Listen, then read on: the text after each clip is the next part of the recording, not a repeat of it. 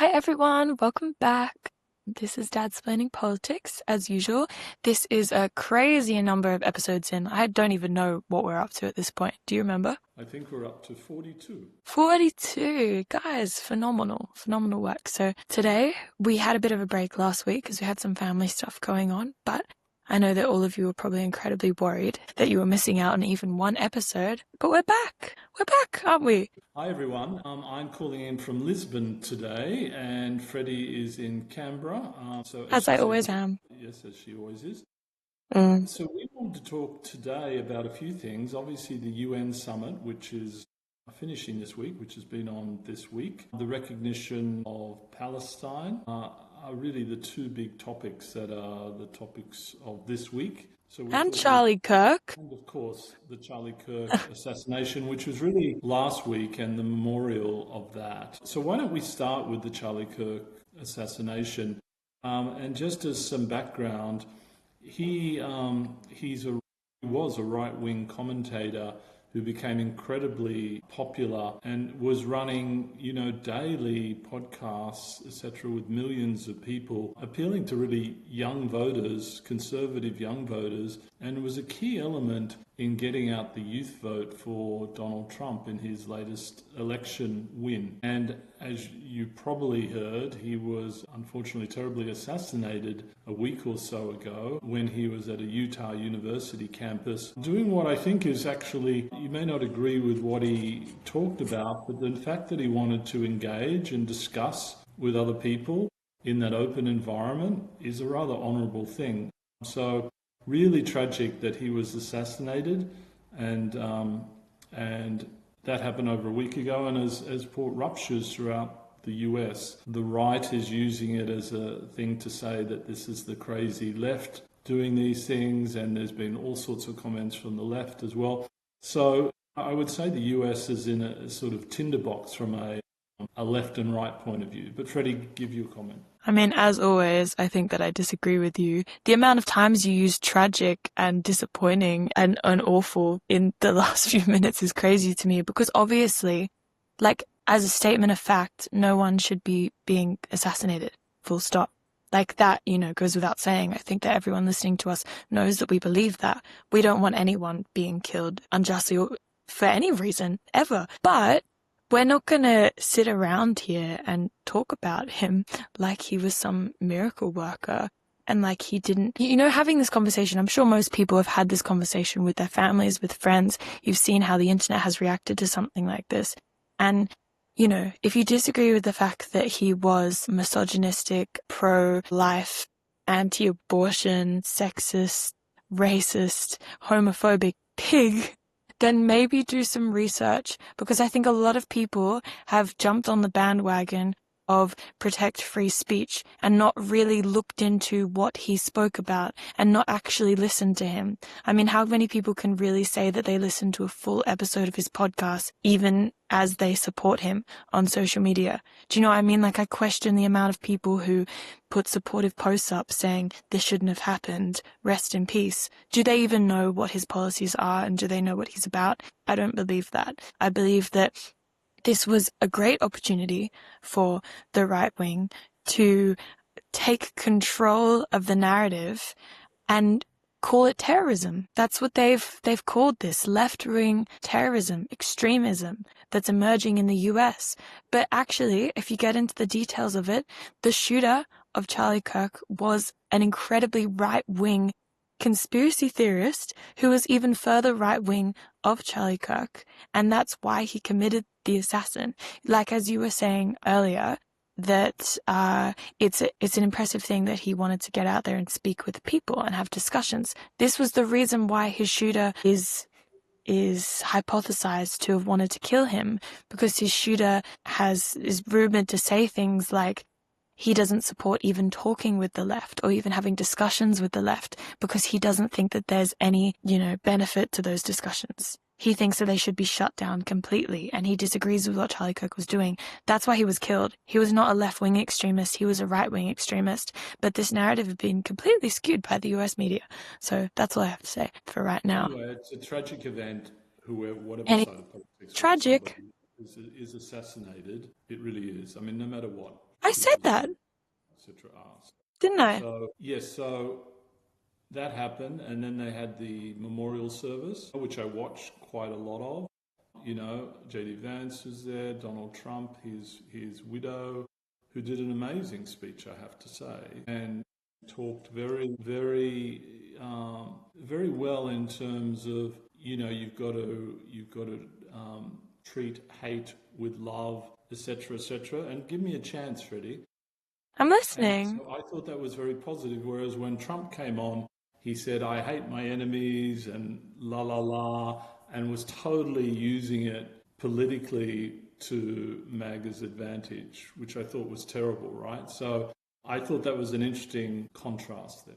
It is ridiculous for a woman who has made her entire fortune off her husband's racist, sexist, anti-immigrant platform for her to say that she believes in love and no hate. That's insane. You know, it's obviously a lie. This is the continuation of the MAGA crowd consistently lying out of their asses and saying that they're good people, and people tend to believe it. It's like the more they say that they're good people and they're doing the right thing, people will go, yes, they are supporting everyone. Yes, let's think about everyone. Let's love each other. This is exactly the opposite of what they've been pushing their entire political careers. You can't just turn around and stick a band-aid on it and like pretend like you never said anything. But would you rather she just went down Donald Trump's path of saying, I hate my enemies and don't Yes, I would, because think it's that's more authentic. genuine? What happened to people who were racist just saying they're racist? Hmm. Can't they just admit it? This is like the Nazi thing. They've started admitting that they're Nazis, and yet no one seems that scared. Who So, I started? mean, that's an inch. Like the right-wing extremists in the US have started admitting they're Nazis. They Good have. to hear. Seen multiple like Fox News presenters. There was this guy on Fox News. I don't know if he was a presenter, but he was being interviewed and someone was saying to him, well, what you're saying sounds almost like Nazi ideology. And this guy was like, well, what's wrong with that? What's so wrong with the word Nazi? Let's reclaim the word Nazi. You know how the black communities reclaimed, you know, all the various words that they reclaimed, and the gay community reclaimed like the word queer and a bunch of other words. Let's reclaim Nazi. This is like a real piece of dialogue that was heard on national television in the US. So I thought one of the terribly ironic points was that Charlie Kirk, in one of his former discussions, had talked about being pro-gun, and that, you know, I think many people. times it was a staple of his political ideology. It wasn't once. I'm just adding to it. Can I just finish my point? I'm just adding. Many times pro-gun, and that the cost of that is that sometimes some innocent people would be killed, and that's a cost worth taking. So it's ironic, given that he was killed by an assassin's bullet, right, after saying such a thing. I know, because you would think, right? A man with such an impressive platform, with so many listeners, maybe could have done something to sway the gun lobby in some way, and you know, increase the guides on how many people are buying guns in America. But did he? No, he didn't, and then he was shot. So it's a weirdly ironic scene of events, I would say. I'm confused why the religious crowd aren't pointing to it and questioning the No, that's true. That's a very good point, actually. Very good point. the whole thing. Okay, no, I'm just gonna say, from an interesting point of view, just to look into how governments use terrorism. Authoritarian governments typically use terrorism. It's a thing that a lot of them do. So in a lot of countries around the world, governments will say, like the Chinese government, for example, will say the Uyghurs, you know, are a really dangerous ethnic group and they are committing terrorist acts, so therefore we have to put them in concentration camps. That's something that happens in, you know, even in Germany during World War II, I'm sure that they said the Jews are dangerous, so we have to put them away. They're dangerous and they're going to commit acts against our people.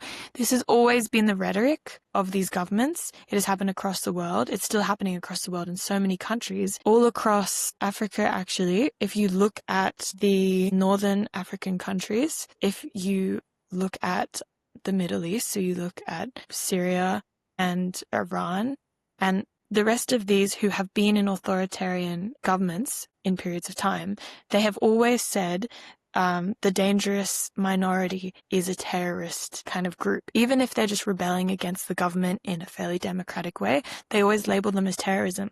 And in that way, terrorism is a way to put fear into the country, right? So the everyday citizen looks up and they goes, terrorism, terrifying. We got to lock them up. How dare they? When in actual fact, it's not necessarily terrorism. It's just a word that is used Hmm. as a way to, advance the authoritarian government's ideals. So, coming back to the US, strangely convenient that 2 people in the past year or something like that have died from left extremist related events, right? So it was Luigi Mangione. He killed the healthcare CEO. And then there was Charlie Kirk. But as we know, Charlie Kirk was actually killed by a right-wing extremist. And yet the US media has gone around telling everyone who will listen that this is a terrorist-related event when simply they're isolated assassinations. So I think it's really important to listen to those words that they are using, like terrorism, and think properly for yourself. Think independently. Is it a terrorist act? Or is it simply a lone man on a killing spree? Yeah, it's a great point. It's a really great point. And of Yeah. course, part of this, before we leave the Kirk assassination, was Jimmy Kimmel, the late night talk show being taken off air as a result of making a comment about this, a comment about who the person was that, assassinated Charlie Kirk, and he was taken off air. So it's ironic, the whole talk of the MAGA crowd wanting free speech and then taking off, influencing the broadcasting body of Jimmy Fallon's organisation to take him I off. mean, well, obviously, it's free speech until you're talking badly about MAGA or Donald Trump, and then Yes. it's not free speech anymore, then it's hate speech. It's Yes. allowed when directed at anyone else in the Yeah. entirety of the United Anyway, States of America. good news that he's back on air. So Yeah. that's, after a few days or so. So that's good news. I mean, I don't know if you saw any of this online, but it seems like after that happened and after all the late night talk show hosts started getting some heat, they all started going on air and saying fairly revolutionary, really scared. Can we move on to Palestine? Wrecking Palestine. So France, UK, Canada, Australia, Portugal, etc., have all recognised the state of Palestine, much to the disturbance of Donald Trump, because he's not in favour of it. Says it gives legitimacy to the terrorists in Hamas?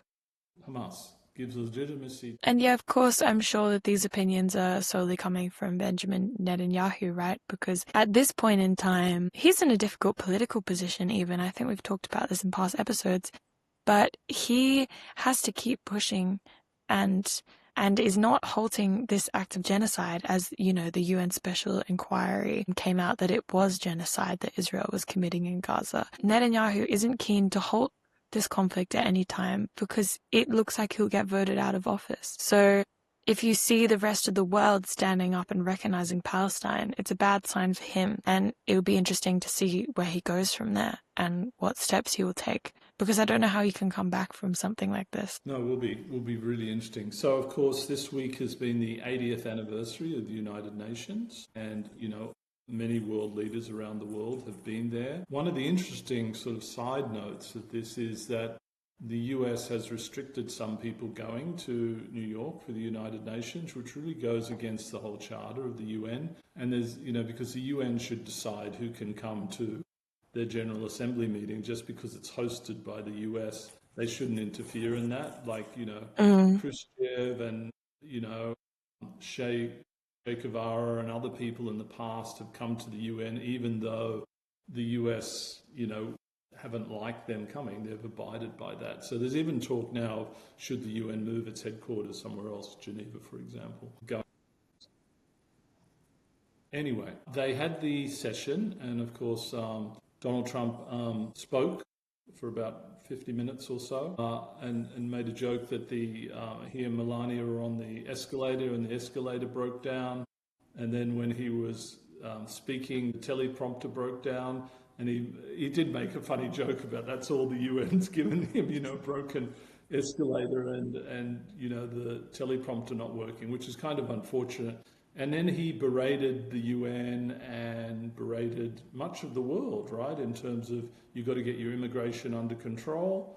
If you don't, you'll be destroyed. Europe, he really likes Europe, etc., etc. Railed against climate change being a huge hoax and the need to combat climate change. And clearly, crazy in many of the things he said, but was on quite a roll, and also changed his view a little bit on Ukraine and Russia, and saying Ukraine can actually over time take back all the land that Russia has got, and Russia's really weak and la la la. So, I mean, a few of the topics of that session. Freddie? Yeah, no, I find it funny how you always tend to pick out the best thing that he's done. I mean, just purely from like a fascination point of view, I guess you're trying to appeal to like a certain type of people, or maybe you just want to see him doing some good because it's depressing if he's doing too much bad. But I'm pretty sure that the general feeling and discussion after his presence at the UN is that it was a complete laughingstock, and that a massive proportion of Americans were embarrassed to have such a person representing them on the world stage. Like, there were foreign correspondents and diplomats as well laughing at him from within the United Nations assembly space. If you saw the reactions of anyone's faces during his speech, it was just looks of distaste and disgust at what he was saying, and just like a sense of unbelief. It could be, Freddie, but you've got to think about it. How relevant is the UN now? They're mainly funded by the US, right? I know, And but what I'm not talking about the UN. I'm talking about all the representatives of the different countries who are there for the UN. So they matter. Well, they matter, yeah, but they've got to realise, like, that immigration point is a very valid point. Europe is, really troubled by You that. think that Europe doesn't know that? Trump saying that is not going to help anything. It's just making things more difficult for them. They know the issues they have. Yeah, They've but got have it they completely taken action? handled. Have they taken action to resolve it? That's the question. You think that Trump would do a better job by creating concentration camps with alligators swimming around them? Well, I don't know. He stopped the immigration in the US, the illegal immigration At in a the US. huge cost to human rights, and he has not stopped the illegal immigration. It hasn't stopped. I think it stopped from everything I read. No, it hasn't. Okay, where do you get that? Because I mean, seriously, I mean, if Europe doesn't get its act together, i.e., the UK, Farage will be the next Prime Minister of the UK, and then he'll follow in a Trump strategy. This is why it's important for Europe to really take some action on this immigration point. But that's just important for the UK. That's not important for Well, Europe. it's important for Italy and Greece and everyone, right? And the whole Yeah, of it is, the but what your reasoning for why it was important. Dada, I think that immigration has been a massive part of European political identity for a long time. The very idea of the European Union is saying that they are a distinct, country bloc, national bloc that is distinct from all of the countries around it. They've stopped Turkey and a bunch of other countries that have tried to become part of the European Union from joining intentionally because they want to have strict immigration. It's what makes them European, is the fact that they have strict immigration. They don't want to become a third world country, and they've tried very hard to stop that from happening. Donald Trump pointing out the issues that have been around for a long time is not helping them anymore. It's just making the right-wing groups in their countries a little more angry and a little less patient. Well, that's interesting. What about, and then on the climate change side, I mean, it's clearly crazy, right? He doesn't believe in it, the greatest hoax in the world and stuff. So No, I then think he probably, wait, can I say? I think that he probably does believe in it, but he has enough money that it's not going to impact him. I think that you'd really be insane and dumb to not believe it. I think that these mega, mega wealthy people who have all the power in the world know that it is happening, but they have to lie about it in order to have the support of their voters, right? They have to lie and say that it's not happening. But I think that to be honest, my personal opinion is I think they all know that it's happening. They're just denying it. So they popular support because they and know what do they'll you be fine. and what do you think about his change in view on Ukraine, Russia, or you think that's just a smokescreen? I also think that's just a smokescreen. Everything that he's done in the past few months has been a smokescreen for the Epstein story. Everything. I fully believe that. It's also a really ridiculous coincidence that I heard as well, which I'm aware is a coincidence, is the day that Charlie Kirk died was the day that Congress voted against releasing more of the Epstein files. But did you hear about that in the news? No, because what happened with Charlie Kirk blocked out the entire news cycle and stopped that from spreading.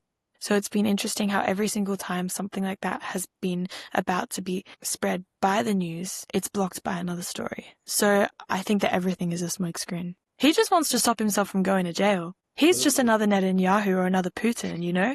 The only reason he's even president in the first place is because he was going to be put into jail for felonies if we look back to a year ago, but he was protected by the Supreme Court. So he had to become president again, otherwise he would have gone to jail. He had to Get back convince to the crux of the issue. people to vote for him, though. Don't. I know he had to convince people to vote to him, but I think that you respect Donald Trump in some manner, right? I think that he's capable of convincing these people to vote for him just so he can stay out of jail. Oh, sure, sure. I agree with that. And that And seems exactly so, like something he would do. on the sidelines of this, Albo got a good selfie with Donald at a session, and they've now agreed a meeting for late October. So that's nice for Albo because he was coming under increasing pressure of why he couldn't get a meeting with Donald Trump, Mm, etc., etc. I know, pretty embarrassing. I mean, I think even the photo wasn't that impressive, to be honest. It looked like a teenage girl at her favorite pop star's concert. He's taking a selfie, Trump's smiling like he doesn't know why he's there. Albert has this beaming grin on his face, like, finally, I've done my job. My country's going to be proud of me. It's like, God, you should have hoped a little higher. I don't think this is the best it's going to get. That's terrible. And did you see the funny thing with Emmanuel Macron being stopped in his motorcade because the Trump motorcade was coming through, and he called Donald on his mobile and said, "Hey, I can't get through because of your motorcade." And then he and his Secret Service decided to walk to the UN. So they walked through the crowds for 20 minutes and stuff to get to the UN building, which I thought was a nice, lighter, human side to this whole thing after all this negativity we've had over recent weeks and months. I agree, but it seems incredibly risky. I mean, you consider the political climate in the US right now and the amount of assassination attempts and assassinations that have happened recently. Emmanuel Macron walking through the streets without preparation, without like shooters on rooftops protecting him. It's very risky from my point of view. But he did it, so anyway, and he survived. Which is a statement in itself, at him deciding that it's more important for him to get to the UN than to fear possible death Well, he was by one of the assassination. leaders. He was really the leader of the rest of the world at the Well, UN. exactly. Yeah. So it was kind of important. And he spoke very positively about Albo and Australia joining the coalition of the willing. So, yeah, that was all very nice. Pretty lovely catching up with you as usual. And Mhm. hope our listeners have enjoyed this. And we'll see you next week. Bye, guys. See you later. Bye.